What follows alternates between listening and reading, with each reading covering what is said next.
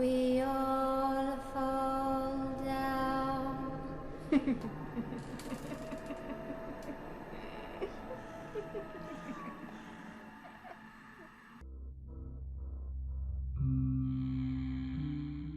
Décidément, vous ne pouvez pas vous passer de mes histoires.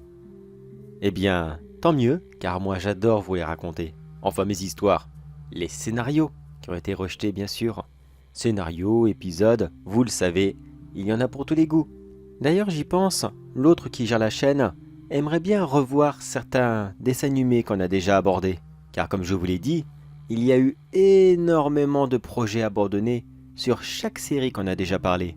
Donc lequel d'entre vous voudriez revoir? Les Dalton? Les Spies? Titeuf? Et j'en passe d'autres car on en a déjà beaucoup abordé. Mais croyez-moi que chacun d'entre eux a encore beaucoup de secrets.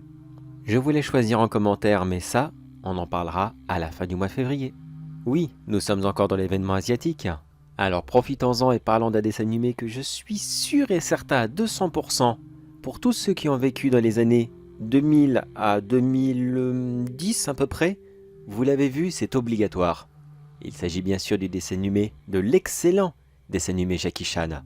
Et pour tous ceux qui sont trop jeunes et qui ne l'ont pas vu, ou alors tous ceux qui sont passés à côté, vraiment je vous le recommande énormément. Personnellement, moi en tant que scénariste, j'ai beaucoup travaillé dessus. Moi et mes collègues, on s'est donné à 200% pour créer un univers très riche, extrêmement complexe, mais pas trop non plus, c'était pour les enfants. Mais il fallait que ça reste crédible, de A à Z, avec des rebondissements, de l'action, et surtout, mettre en avant les talents incroyables de l'acteur Jackie Chan, qui est pour moi l'un des meilleurs acteurs qu'il peut y avoir au monde. Bon, anecdote personnelle, je vous cacherai pas que quand on m'a annoncé ça, j'étais excité et en même temps extrêmement nerveux. C'était mon idole. Je regardais tous ces films quand j'étais petit. Et là, du jour au lendemain, on me sort « Bon, bah toi, tu vas travailler sur une série qui sera focalisée sur lui. » Mais attention, pas un personnage, vraiment lui. Oula, le coup de stress que j'ai reçu ce jour-là. Ah, je peux vous garantir que on m'aurait tiré une balle dans le poumon, ça m'aurait fait encore moins mal. Bon, pour ceux qui n'ont pas vu la série, je résume assez rapidement uniquement la première saison, car elle est très longue et chaque saison a sa propre immersion, ses propres aventures. Les thèmes entre les saisons ne sont jamais les mêmes et il y a énormément de rebondissements sur les personnages. Alors, pour résumer uniquement la première saison, en espérant que cela vous donne envie de la regarder, on y suit les aventures de Jackie Chan, qui travaille dans la boutique de son oncle, antiquaire. Il reçoit la visite de sa nièce, Jade. Ils entreront en contact avec une organisation mondiale qui leur expliquera que 12 talismans sur les signes du zodiaque chinois sont quelque part dans la nature et s'ils sont retrouvés par de mauvaises personnes, un démon très puissant reviendra sur Terre et ça sera la fin du monde. Alors ils partent tous les trois à l'aventure afin de tous les retrouver. Mais attention, une organisation criminelle souhaite aussi s'en emparer. Voilà, ça c'était vraiment l'archi résumé de la saison 1. Je peux pas faire plus court, c'est pas possible. Bon, une petite alerte spoiler, je m'excuse d'avance, mais si je veux vous parler d'un épisode qui a été rejeté du scénario, je dois malheureusement spoiler cette saison. Alors petit message de la part de celui qui gère la chaîne, si vous décidez d'arrêter maintenant, eh bien, il ne vous en tiendra pas rigueur, car cette série vaut vraiment le coup, et c'est vraiment dommage d'être spoilé. Est-ce que vous êtes encore là? Bon ben, si c'est le cas, je considère que soit vous l'avez déjà vu, ou soit vous vous en fichez complètement. À la fin de cette saison, vous imaginez bien que oui, ils trouvent les talismans, ils battent le méchant, et puis tout le monde est content. C'est logique. Dans un épisode, on découvre aussi qu'il y a un 13e talisman, le yin et le yang, le talisman du tigre. Il se divise en deux, et lorsque quelqu'un tient la version intégrale dans sa main, c'est-à-dire reconstituée, il se divise en deux personnes, un gentil et un méchant. Ce talisman avait été rajouté à la dernière seconde dans le scénario car il manquait un petit quelque chose, un rappel de la Chine, et le yin et le yang étaient vraiment parfaits pour rappeler cela. Bon, je rappelle ce symbole, il signifie que le mal n'est jamais totalement méchant et que le bien n'est jamais totalement bon. Mais une fois que les scénaristes avaient enfin terminé cet épisode et qu'il fut rajouté à la dernière seconde dans le scénar, il y avait quelque chose qui embêtait plusieurs d'entre nous. Je me souviens car ça faisait combien de talismans? 13. Oui, 13 talismans. Est-ce que vous connaissez quelqu'un dans votre entourage qui n'aime pas beaucoup le chiffre 13 ? Eh bien moi aussi. Beaucoup de personnes auraient été très mal à l'aise avec ce chiffre. Ça, on l'avait remarqué. On s'est dit, oh là là les gars, on n'est pas en train de faire une connerie là ? Il y a peut-être des gens qui vont peut-être transpirer en regardant cet épisode. Je sais pas, c'est trop tard pour qu'on l'annule. Est-ce qu'on glisserait pas un 14e ? Juste pour dire que le chiffre soit plus agréable à écouter ? Alors on a travaillé entre nous pour pondre un dernier scénario. Le scénario d'un dernier épisode qui devait se glisser juste à la fin du combat final. C'est-à-dire, le démon ne devait pas s'en emparer car, vous comprendrez, c'était beaucoup trop dangereux pour tout le monde. L'épisode devait commencer tout simplement. Jackie Chan commençait sa journée de travail en passant un petit coup de balai dans la boutique. Puis il allait faire une visite à son ami de l'agence gouvernementale qui lui expliqua qu'il y avait un 14e talisman et qu'il devait partir au plus vite afin d'aller le récupérer. Malheureusement, il n'avait pas d'informations sur celui-ci. Il l'avait juste localisé et il fallait rapidement mettre la main dessus. Voulant partir le plus tôt possible, il n'eut pas le temps de prévenir son oncle, le sage de l'équipe. Mais malheureusement, sa nièce, Jade, n'a pas pu s'en empêcher et elle est partie avec lui. Il arriva dans les banlieues de New York, là où on rencontre plusieurs personnes qui ne sont pas très fréquentables, si vous voyez ce que je veux dire. Après un petit passage de discussion et de recherche, ils trouvèrent une piste qui les conduit directement dans un club assez malfamé. Dans celui-ci, une bande de mauvais garçons y régnait en maître. Je dis mauvais garçons car je n'ai pas envie de rentrer dans les clichés habituels. Non, j'aurais du vocabulaire un peu plus simple cette fois-ci. Ne m'en voulez pas. Bien sûr, Jade ne pouvait pas entrer dans ce club. Mais tête de mule comme elle est, elle n'a pas pu s'empêcher d'y entrer en se faufilant dans les systèmes de ventilation. Et alors que son oncle Jackie Chan, après avoir revêtu une tenue un peu plus adéquate sur le lieu, et après avoir joué un petit rôle, arriva enfin à s'approcher de la petite bande. Et il discuta avec leur chef, se faisant passer pour un yakuza japonais, et exigeant fermement qu'il lui explique comment est-ce qu'ils avaient une telle notoriété ici, et exigeant qu'il la cède à son clan, car sinon les répercussions seront terribles sur eux. Oui, vous avez sûrement remarqué que la petite bande de truands habituels n'était pas présente dans cet épisode. Vous allez comprendre pourquoi c'était très important qu'il ne soit pas là. Devant de telles menaces qui ne semblaient pas très crédibles, car Jackie Chan n'a jamais été un très bon menteur. La bande se moqua de lui, mais lui expliqua quand même leur secret, juste pour qu'ils le sachent avant de mourir. Ils expliquèrent qu'ils avaient trouvé il y a très longtemps une genre de petite babiole. Celle-ci appartenait à un grand truand qui vivait autrefois à New York, et qu'il l'avait simplement cachée chez lui. Cette petite bande a simplement squatté le lieu, et en essayant de le réaménager à leur sauce, ils ont mis la main dessus. Et cette petite babiole, eh bien, c'était le fameux talisman. Le talisman de la lune et du soleil. C'était le seul talisman qui n'était justement pas représenté par un animal. Que symbolisaient la lune et le soleil ? Eh bien, il ne fallut pas longtemps pour que Jackie Chan reçoive une démonstration. L'un des gros durs de la bande fit venir quelqu'un qui leur devait beaucoup d'argent. Cette personne commença rapidement en s'excusant et en promettant qu'il rembourserait le plus vite possible. Leur chef se moqua de lui et il brandit le talisman droit devant le pauvre homme, qui fut foudroyé d'une lumière noire et qui tomba lourdement sur le sol. C'était le coup de la lune, la mort. La bande riait aux éclats pendant quelques instants, et dans la seconde qui suit, leur chef reprit le talisman et le brandit une nouvelle fois sur le corps de ce pauvre homme, afin qu'une lumière jaune jaillisse de celui-ci pour l'éclairer. C'était le soleil. Cela redonna vie à cet homme, qui se releva en hurlant et en se tordant de douleur.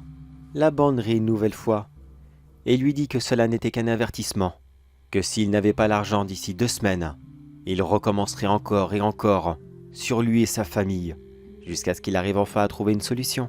L'homme repartit en les remerciant 1000 fois de l'avoir épargné, et il promit qu'il aurait l'argent d'ici très peu de temps. Puis le chef de la bande expliqua à Jackie Chan que oui, cette babiole, comme il ne cessait de l'appeler, pouvait ôter la vie à quelqu'un, mais il pouvait aussi lui rendre. Mais perdre la vie pour la récupérer quelques instants plus tard est la chose la plus douloureuse, la plus monstrueuse qu'on ne peut imaginer. Quelques secondes, comme il venait de faire, n'étaient que des douleurs physiques et corporelles, et rien de bien méchant, enfin si, très méchant, mais rien d'irréversible. Mais quelques heures passées dans la mort, c'était laisser l'âme de la personne parcourir les limbes, ou voire même finir en enfer. Et une fois ramené sur Terre, il avait vu beaucoup trop de choses, ressenti beaucoup trop d'émotions et entendu tellement d'horreurs que jamais de toute sa vie il ne pouvait s'en remettre. Beaucoup sombraient dans la folie après avoir vu ce qui les attendait dans l'au-delà. La bande savait bien tout ça car ils l'avaient déjà testé sur eux-mêmes. D'après eux, cela était extrêmement planant, pire que prendre une grosse quantité de petite poudre blanche. Oui, excusez-moi, mais disons que quelqu'un n'aime pas beaucoup comprendre ce genre de mots. Je pense que vous avez compris. Après avoir fini toutes leurs explications, et voulant faire tester le talisman à Jackie Chan, sur lui-même bien sûr, celui-ci sortit de son rôle de Yakuza vulnérable, afin de se jeter sur eux, et essayer de leur arracher le talisman des mains. Mais aussi fort que soit-il, face à une bande de plusieurs dizaines de personnes, il ne fut malheureusement pas le poids. Le petit combat dura 2 longues minutes, durant lequel plusieurs d'entre eux eurent le nez cassé, et ne chercha plus à déranger notre héros, mais malheureusement un petit coup de taser bien placé peut calmer n'importe qui sur Terre. Alors que le chef de la bande entra dans une colère noire, et qu'il s'apprêta à utiliser le talisman sur Jackie Chan, Jad tomba de la ventilation et s'écrasa sur le chef. Celui-ci, complètement sonné, ne remarqua pas la jeune fille qui venait de lui tomber dessus, et il chercha instantanément son talisman qui venait de tomber par terre. Jad, en le voyant, le ramassa aussitôt, et sans savoir ce qu'il faisait, elle le brandit devant lui, et une lumière noire jaillit du talisman pour s'écraser sur le chef des truands. Celui-ci hurla de douleur et tomba lourdement sur le sol. Jackie Chan, beaucoup trop pris dans la douleur, ne pouvait pas dire à Jade d'arrêter ce qu'elle faisait. Il tendit la main rapidement vers elle, mais elle ne comprenait pas le message. Pour elle, il appelait simplement à l'aide. Et voyant dans quel état ils avaient mis son oncle, elle entra dans une colère noire, et elle foudroya de la lumière noire du talisman tous les membres de la bande, tous ceux qui étaient présents, même ceux qui avaient le nez cassé et qui étaient allongés par terre en train de se tortiller de douleur. Une fois toute la menace maîtrisée, Jade rangea le talisman dans sa poche, et elle courut voir son oncle afin de l'aider. Mais celui-ci, dans un ultime effort, essaya désespérément d'articuler quelques mots, juste pour lui dire « Refais-le, ramène-les à la vie. Certes, ils ont fait d'horribles choses, mais personne ne mérite de mourir. » Mais au lieu de sortir cette magnifique phrase, qui était digne de notre héros, il tomba dans les pommes, complètement à bout de souffle. Jade prit le téléphone de son oncle, et elle appela rapidement l'agence pour qu'ils viennent les évacuer. Quand Jackie Chan se réveilla, il était dans un lit d'hôpital. Enfin, hôpital privé bien sûr, et tout le monde était là autour de lui. Ils attendaient tous impatiemment qu'il se réveille. Quand ce fut le cas, ils sautèrent tous de joie. Ils l'embrassèrent en lui disant « Bravo, t'as réussi, vous avez retrouvé le talisman et vous avez arrêté l'une des pires bandes de New York. Félicitations !» Mais lorsqu'il vit Jade, il lui demanda rapidement « As-tu réutilisé le talisman sur la bande? Les as-tu ramenés à la vie ?» Toute confuse, elle lui répondit que non. Elle ne savait pas ce que le talisman faisait. Alors elle l'a mis dans sa poche, et pour elle, sauver son oncle était quelque chose de bien plus important que réutiliser le talisman, ne sachant pas ce qu'il faisait, sur cette bande qui ne l'avait absolument pas mérité. Alors il demanda rapidement « Cela faisait combien de temps qu'il était évanoui comme ça ?» Il fut estomaqué d'apprendre que cela faisait 2 jours qu'il était dans les vapes. 2 longs jours où toute la bande était encore là-bas, leurs corps allongés par terre, à attendre que leurs âmes puissent enfin rentrer. Alors Jackie Chan leur expliqua toute la situation, tout ce que le talisman faisait. Le fait de faire partir les gens et de les faire revenir, et surtout, les conséquences qu'il pouvait y avoir durant une utilisation beaucoup trop longue de ce talisman. Il craignait déjà le pire. Alors un petit groupe d'agents reprit le talisman et retournèrent immédiatement dans le club, afin de ramener cette bande à la vie, avant que les dégâts ne soient irréversibles.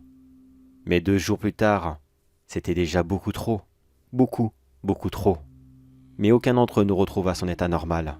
Ils firent conduire à un hôpital psychiatrique, où ils restèrent tous bloqués dans leur chambre, à ne cesser de hurler et de hurler, en disant qu'ils avaient vu l'horreur, qu'ils avaient vu des choses si abominables qu'aucun être humain sur Terre ne pouvait l'imaginer. Ils avaient vu l'enfer, le véritable enfer. Et maintenant ils avaient peur. Peur à l'idée d'y retourner. Peur à l'idée que les créatures qu'ils avaient vues puissent venir sur Terre pour les récupérer et les ramener là où ils avaient leur place, et ceci pour l'éternité. Après avoir appris tout cela, Jackie Chan était extrêmement dégoûté, mais il ne pouvait pas le dire à Jade. Bien sûr, elle était la dernière à être au courant de tout ce qu'il se passait. Mais comment est-ce qu'il pouvait lui dire « Hé ma nièce, tu sais quoi? À cause de ta bêtise, plusieurs personnes vont rester dans la folie éternelle. C'est pas génial ?» Non. Non, il ne pouvait pas. Lorsqu'elle lui demanda qu'est-ce qu'ils étaient devenus, eh bien il lui raconta un mensonge, lui disant que la petite bande allait très bien. Ils avaient appris la leçon et que plus jamais ils ne seraient méchants avec qui que ce soit. Elle avait réussi à changer un groupe d'hommes afin qu'ils deviennent meilleurs et qu'ils aident tout le monde. Jade fut extrêmement ravie. À ses yeux, elle avait sauvé son oncle, récupéré un talisman et en plus, remis un groupe de truands dans le droit chemin. Que pouvait-elle rêver de plus? La vérité peut-être, mais ça, jamais elle ne l'aurait su. Et voilà, ça devait être l'épisode du 14e talisman. Mais comme d'habitude, la chaîne n'en a pas voulu, non pas qu'il était trop violent ou quoi que ce soit d'autre. Je vous rappelle quand même qu'on parle d'une série où les méchants principaux sont littéralement des démons. C'est quand même d'un assez haut level, d'une certaine façon. Non, c'était pas du tout ça. Malheureusement, on avait proposé notre épisode vraiment à la dernière seconde. Et la chaîne avait déjà prévu un nombre ferme d'épisodes. Et celui-ci ne rentrait pas dans le format, tout simplement. Pourtant, c'est dommage. Ça aurait été tellement plus divertissant, je trouve. Enfin, la série est déjà très bien comme elle est. Je pense qu'elle n'en avait pas spécialement besoin. Non, comme je vous l'ai dit, c'était surtout pour ne pas rester sur un chiffre 13. Après, j'espère que ceux qui ont peur du chiffre, oui, ils ont un nom, mais vous m'excusez, j'ai pas envie de le prononcer. Regardez sur Google, il est très long et très dur à dire. Mais j'espère que ces gens-là n'ont pas été dégoûtés de la série à cause de ça. Mais attendez, je parle et ouh là, l'heure passe, dis donc. Ah ouais, je vous ai retenu un bon moment. Que voulez-vous? Cet épisode était très long et surtout très complexe. Je ne pouvais pas le résumer en 2-2, c'était pas possible. Et encore, je vous ai épargné la partie enquête. Car là, ce n'était vraiment que du dialogue avec des habitants. Ce n'était vraiment pas très intéressant. Mais bon, il fallait bien le placer quelque part. Jackie Chan ne pouvait pas arriver dans le club comme ça en mode magie. C'est pas possible. Bon, allez tout le monde. Moi, je vous renvoie à vos activités. Et je reste bien sagement ici. Et je vous attends dans une semaine afin de vous faire découvrir d'autres parties sombres de vos dessins animés préférés car, croyez-moi que beaucoup d'autres encore cachent des secrets encore plus horribles les uns que les autres.